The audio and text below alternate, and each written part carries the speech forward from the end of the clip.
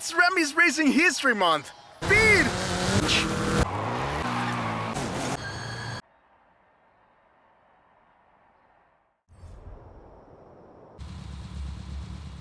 Hi, Remy. What's the plan? Okay, hear me out. Beautiful Mexican supercar, beautiful Mexican roads, promoting the Horizon Festival! Do we need promoting? The festival seems to be doing okay. It's Remy's Racing History Month! That's a totally official thing that I didn't just invent for the festival playlist. Yeah, it's my favorite Mexican cultural event hosted by my mate Ramiro Luis Miron. All right. I'll find someone else. That's not what I said. Of course I'll help you. I knew I could rely on you. Let's go!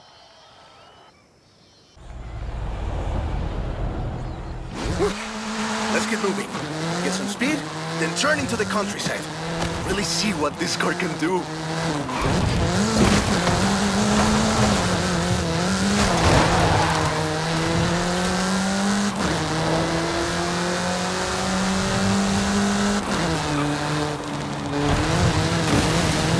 400 yards, turn right. You want to tell me about the car, don't you? I thought you'd never ask! So VUL is an abbreviation.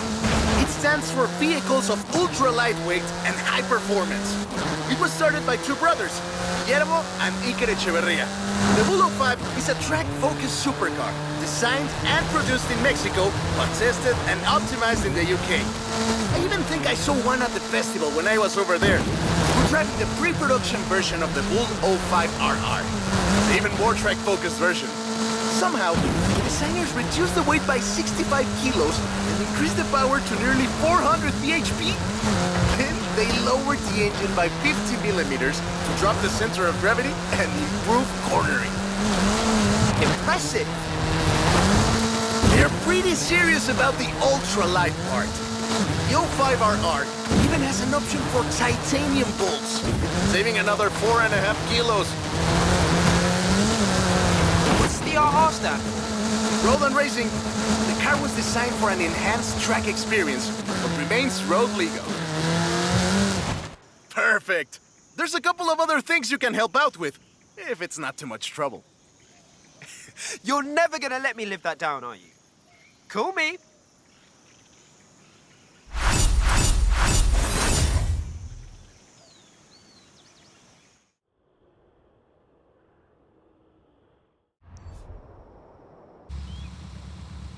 Let me guess. Today's episode of Mexican Automotive History with Ramiro is about the Baja 1000.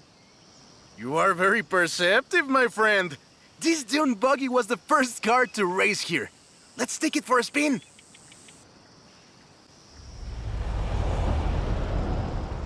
The Baja 1000 is probably the most prestigious race held in Mexico. Do you know how it all started? I assume the Myers Manx has something to do with it. Correct again. The Baja 1000 started as a very elaborate marketing campaign for the car you're driving. But let me start from the beginning. On the 22nd of March, 1962, Dave Eakins and Billy Robertson did the first real Baja run. They went from Tijuana to La Paz in 39 hours, 56 minutes on new Honda CL72 Scrambler motorcycles. So they probably were a bit sore afterwards. They got a lot of media coverage though. A year later, Myers started to work on a prototype buggy he called Old Red in his garage in Newport Beach. It was based on the VW Beetle, and it paved the way for what we know as buggies. Cars that are built for off-roading using the Beetle as a donor chassis. But I guess they wanted even more publicity because in April 1967, Myers decided to make an attempt at breaking Eakins' record. And it worked! Myers did it in 34 hours and 45 minutes, beating Eakins for more than 5 hours. The rivalry was known as Buggy meets Bike in Baja. Sounds like something you did back in the UK, doesn't it?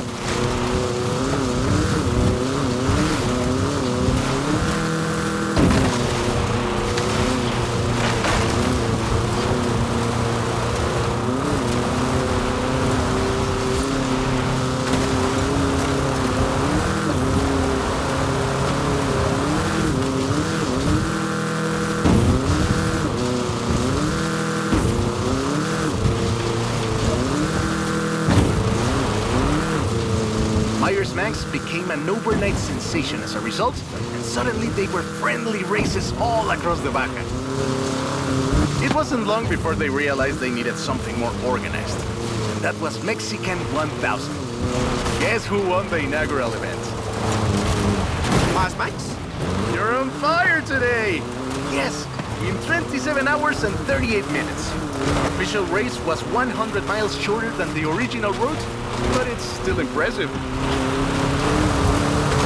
The Mexican 1000 was later renamed to the Baja 1000, and is run to this day. In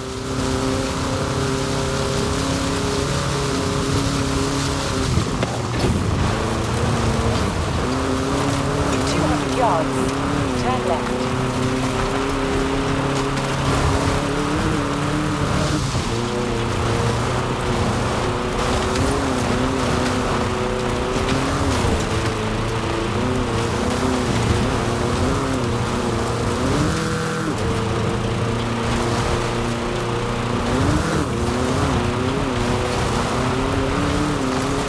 In 100 yards, turn left.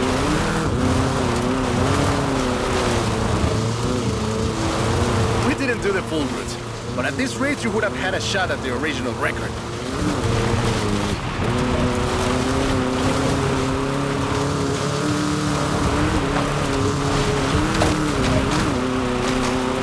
Turn left.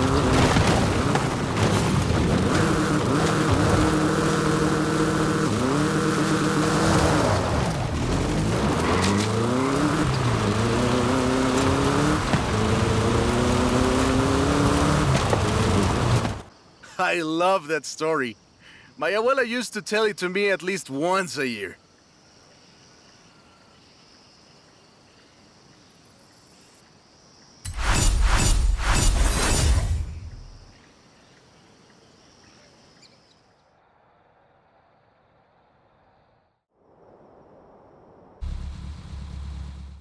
Oh, right. I get it now. To be honest though, it was me who needed your help, not Papa Fernando. I can't fault that logic. Who are the other racers? It's this new street racing crew that's been hanging around.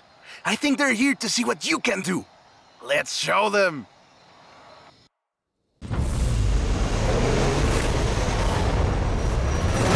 Oi, he's eager. But this isn't really a street race. There's no checkpoints, just a finish line. So keep to the route and get there first.